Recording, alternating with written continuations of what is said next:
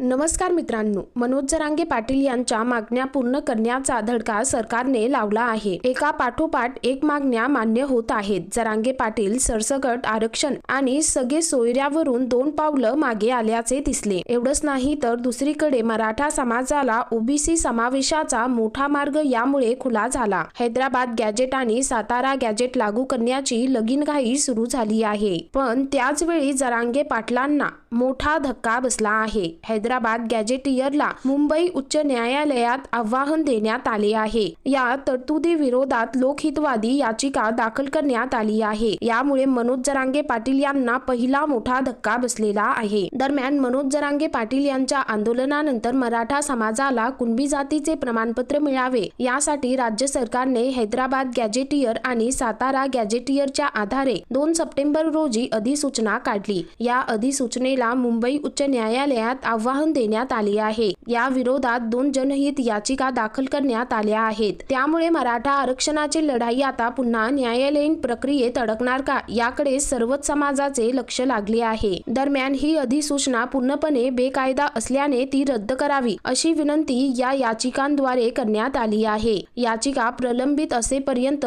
या अधिसूचनेची अंमलबजावणी करू नये आणि त्याद्वारे कोणालाही कुणबी प्रमाणपत्र देऊ नये अशी विनंती याचिकेद्वारे करण्यात आली आहे। या याचिकांवर लवकरच सुनावणी होण्याची शक्यता आहे। एकंदरीतच मनोज जरांगे पाटील यांना पहिला मोठा धक्का बसलेला आहे। आता सरकारच्या या निर्णयानंतर मराठा आरक्षणामध्ये कोणत्या अडचणी येणार हे पाहणं महत्त्वाचं ठरणार आहे। तर मित्रांनो, एकंदरीत संपूर्ण प्रकरण पाहता तुमची या संदर्भात काय प्रतिक्रिया आहे खाली कमेंट करून नक्की कळवा।